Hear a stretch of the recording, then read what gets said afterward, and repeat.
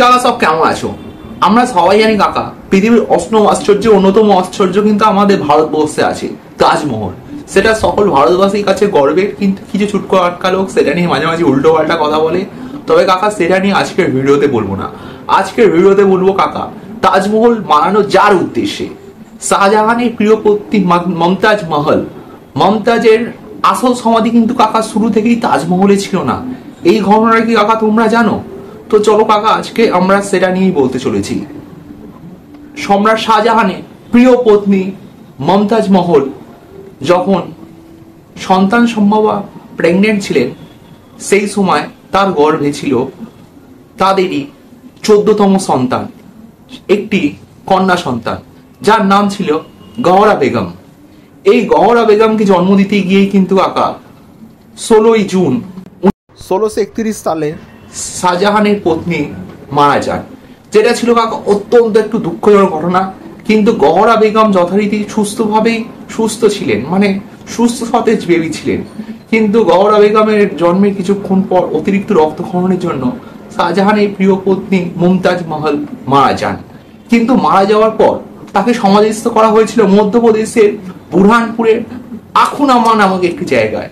এই আখুনামা জায়গাটা শাহজাহানের কাকা ড্যানিয়েল বানিয়ে দিয়ে গিয়েছিলেন।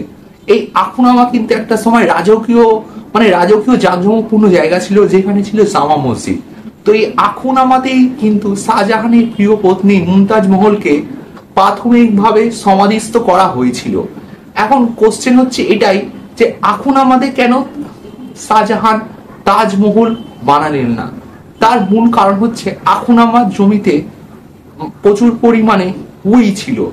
শাহজাহানের ধারণা ছিল যে আখুনামার জমি তো ভালো নয়, এখানে যদি তাজমহলের মতো যদি একটা বিশাল বড় একটা সমাধি বানানো হয় তাহলে সেটা কিন্তু উই পোকা সহজেই কাকা নষ্ট করে দিতে পারে। তাছাড়া তাজমহলকে যমুনা নদীর তীরে যে সুন্দর একটা মারাত্মক রকমের সুন্দর শৈলী হিসাবে দেখা যায়, সেটা আখুনামাতে তো আর যমুনা রিভার নেই, আখুনামাতে আছে তাপ্তি রিভার। সেটা তাপ্তি রিভারের পাশে তাজমহল হলে সেটাকে অত ভালোভাবে দেখা যেত না। তাছাড়া আরেকটাও ভৌগোলিক কারণ আছে। সেটা কি? সেটা হচ্ছে কাকা তাজমহলের যেখানে অবস্থিত ইউপির আগ্রা থেকে কিন্তু রাজস্থানের দূরত্ব যথেষ্ট কম, যার ফলে আগ্রাতে যে রাজস্থানী যে মার্বেল আছে সেটা কাকা সহজে আনা সম্ভব হয়েছিল। কিন্তু আখুনামাতে এই ভৌগোলিকগত অবস্থান কিন্তু কাকা অনেক কষ্টকর ছিল। সেই জন্যই আখুনামার বদলে তাজমহল শাহজাহান আগ্রাতে বানানোর সিদ্ধান্ত নেন। তো 6 মাস ধরে আখুনামাতে শাহজাহানের প্রিয় পত্নী কাকা সমাধিস্থ ছিল, ঠিক আছে। তারপর তাকে আনা হয়। কিভাবে আনা হয়েছিল এই নিয়েও কিন্তু কাকা অনেক বিতর্ক আছে। অনেকে বলেন যে শাহজাহানের পত্নী মমতাজ মহলকে মমি করে আনা হয়েছিল। আবার অনেকে বলেন যে যখন তার মমতাজ মহলের বডিটা আসছিল তখন তার বডি বেশ কিছু অংশ ক্ষতিগ্রস্ত হয়েছিল। আবার অনেকে বলেন ইউনারি পদ্ধতি, যেটা একটা প্রাচীন চীনের পদ্ধতি, সেই পদ্ধতিতে বাবুল গাছ আরো নানা রকম জৈবিক মিশ্রণ করে শাহজাহানের পত্নীর গায়ে লাগানো হয়েছিল, যার ফলে শাহজাহানের পত্নীর দেহে পছন্দ ধরেনি।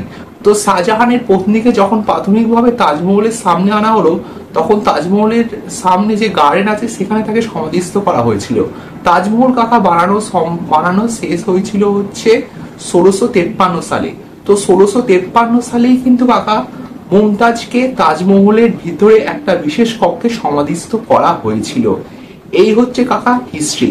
তো কিন্তু কাকা আমি এই ভিডিওটার মাধ্যমে যেটা বলতে চাই, এই আখুনামা কিন্তু কাকা ইতিহাস থেকে সম্পূর্ণভাবে বিলুপ্ত হয়ে গেছে। কিন্তু এটা ঐতিহাসিক সত্য যে আখুনামাতেই প্রথম শাহজাহানের পত্নী মমতাজকে সমাধিস্থ করা হয়েছিল। এটা বিভিন্ন ডকুমেন্টেড। কিন্তু আখুনামা নিয়ে বর্তমানে কেউ কথা বলে না। মধ্যপ্রদেশে বুরহানপুরে এই জায়গাটা প্রায় আজকে পরিত্যক্ত হয়ে আছে। ম্যাক্সিমাম 30-50 জন লোক এখানে মাঝে মাঝে আসে আখুনামাতে ঘুরতে। কিন্তু আখুনামাতে গেলে কিন্তু এখন আর শাহজাহানের প্রিয় পত্নী মমতাজ মহলের কবর আপনারা দেখতে পাবেন না। তো কাকা এই হচ্ছে ইতিহাস।